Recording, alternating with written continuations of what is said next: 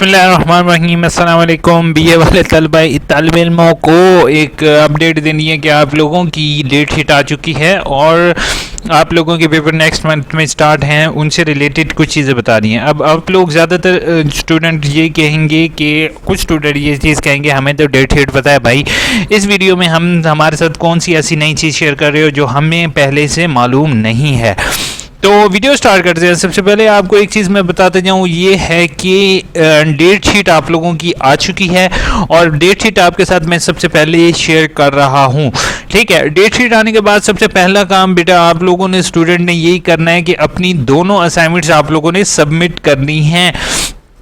अब असाइनमेंट्स जो हैं वो आपने होपफुल दोनों असाइनमेंट्स जो हैं वो अपने आपके ट्यूटर्स होंगे उनको भेज दी होंगी। दूसरा काम आप लोगों ने क्या करना है, क्योंकि आप पेपर्स में बिजी हो जाओगे तो आपने अगले सेमेस्टर का एडमिशन जो है वो अभी से आप लोग अगर भेजना चाहो भेज दो।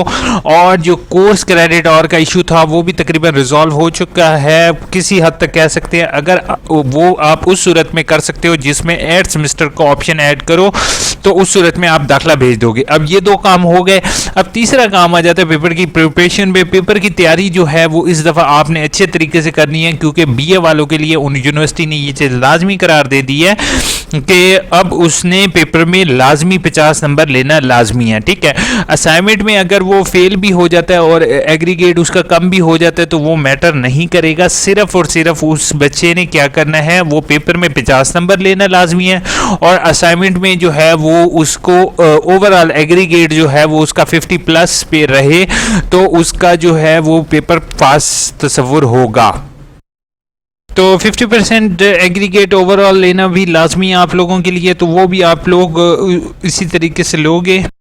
तो ऐसे स्टूडेंट के लिए मैं एक चीज़ यहाँ पर बताते जाऊँ कि ये बीएड वालों की भी डेट शीट है और पेपर आप लोगों के अप्रॉक्सीमेटली 17-10 से स्टार्ट हैं।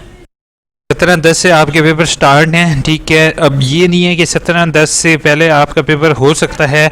17-10 से लेके आपके अप्रॉक्सीमेटली पेपर चलेंगे तकरीबन 10-12 तक हैं। ओ माय गॉड, यानी कि आपका एक साल दिसंबर तक पेपर चलेंगे।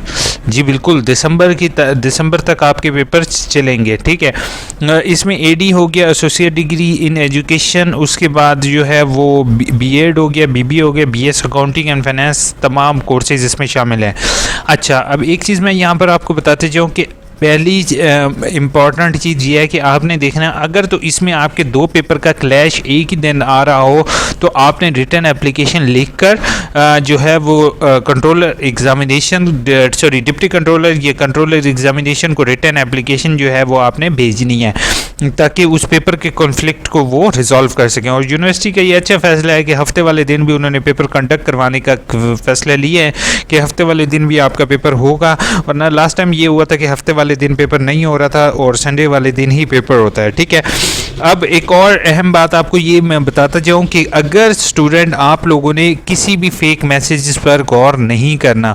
स्टूडेंट ये गलती कर रहे होते हैं कि जैसे लास्ट टाइम जो है वो कुछ वजूहात की बिना पर पेपर डिले हो जाता है तो कुछ यूनिवर्सिटी की काली भेड़ें, यूनिवर्सिटी की ना कि नहीं कह सकते लेकिन जो यूट्यूब की काली भेड़ें हैं वो क्या करते हैं, फेक न्यूज़ फैला देते हैं कि पेपर नहीं होगा। ठीक है, तो बेटा आपने यूनिवर्सिटी की वेबसाइट को फोकस करना है। जैसे यूनिवर्सिटी की न्यूज़ वाले सेक्शन के अंदर अगर आपका पेपर चेंज होगा तो यहाँ पर मेंशन हो जाएगा।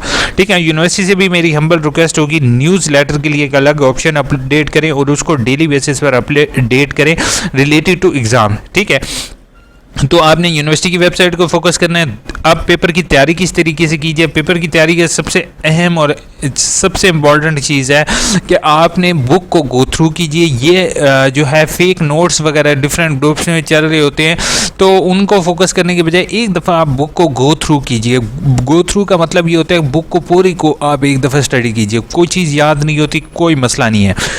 दूसरी दफ़ा अब आपने कोशिश कीजिए कि अपने पिन पॉइंट नोट्स बनाएं। ठीक है, पिन पॉइंट नोट्स का मतलब ये होगा जैसे मुझे पहले चैप्टर की मैं आउटलाइन बना लूँगा कि पहले चैप्टर में मेरे कौन कौन से टॉपिक्स दिए हुए हैं, उसके बाद उन टॉपिक्स को देखें और उनको स्टडी करें कि देखें कि आपके माइंड में क्या चीज़ आती है। ठीक है, इनके पेपर जो होते हैं वो लॉन्ग क्वेश्चन ज़्यादा होते हैं तो आपसे मेरी रिक्वेस्ट यही होगी कि आपको वो लॉन्ग क्वेश्चन प्रीवियस पेपर्स वगैरह से नहीं मिलेंगे। तो इसमें आप लोगों ने इसी तरीके से करना है कि कोशिश ये करोगे कि प्रीवियस पेपर्स को कंसल्ट करो, लेकिन इतना ज़्यादा कंसल्ट नहीं करना, और ना ही किसी फेक जो पेपर्स अक्सर ग्रुप्स में पैसों के पीछे लोग शेयर कर रहे होते हैं। इस्लामिक इकबाल ओपन यूनिवर्सिटी का सिस्टम ऐसा है कि ये पेपर जो है वो कभी भी जो है वो आप कह सकते हो कि शेयर नहीं होते, ठीक है।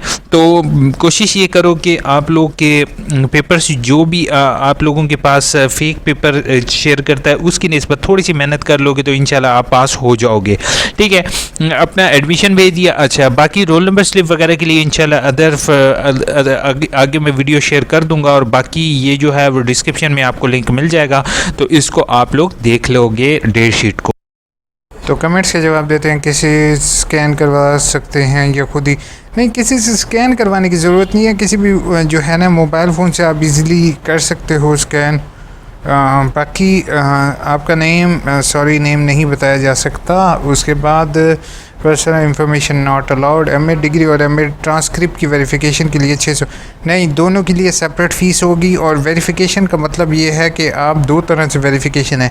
अगर तो आपको डिपार्टमेंटल वेरिफिकेशन चाहिए तो आपको डिपार्टमेंट का लेटर इशू होगा और उसके साथ आपकी वेरिफिकेशन होगी।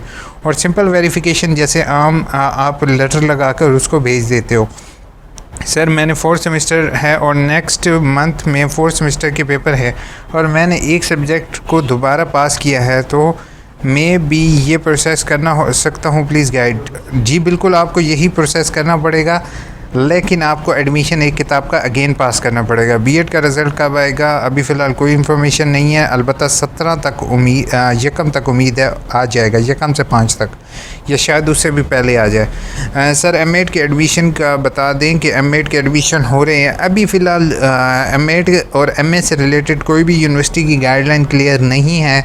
अलबत्ता यूनिवर्सिटी से मेरी हम्बल रिक्वेस्ट होगी कि बीएस प्रोग्राम जैसे है BS 5th सेमेस्टर उर्दू के नाम इस्तेमाल करते हुए एडमिशन ले सकती है यूनिवर्सिटी, लेकिन अभी फ़िलहाल यूनिवर्सिटी HEC की पॉलिसी देख रही है और हो सकता है लेट करके हो जाएंगे। परेशानी हो गई, 12 साल से यही चीज़ सुन रहा हूँ कि एमए ख़त्म हो रहा है, एमए कभी ख़त्म नहीं होता। बीएड 1.5 ईयर के लिए अप्लाई करना है, प्लीज़ गाइड कर दें।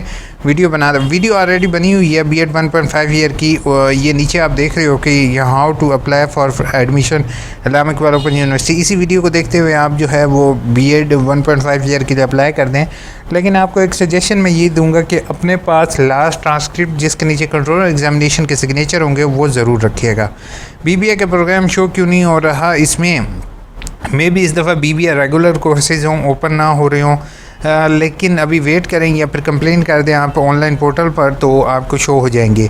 सर जी BS 5th सेमेस्टर में एडमिशन लेना है, BA 2 ईयर कंप्लीट किया है। अच्छा टेक्निकल अभी तनवीर अभी आप वेट करोगे कि एमए का एडमिशन ओपन होंगे तो आप फिर ले सकते हो। सर मैंने रिज़ल्ट कार्ड में अगेन वर्कशॉप शो हो रहा है, तो बता दें क्या मतलब है। अगेन वर्कशॉप आपको दोबारा करनी पड़ेगी मोइन ज़िशान, लेकिन आप वेट करोगे होपफुल वर्कशॉप जैसी आपके अगेन होंगी आपके शेड्यूल शो हो जाएगा। होपफुल वीडियो अच्छी लगी होगी, चैनल को सब्सक्राइब, वीडियो को लाइक करना नहीं भूलोगे। ओके, टेक केयर, हाफिज़।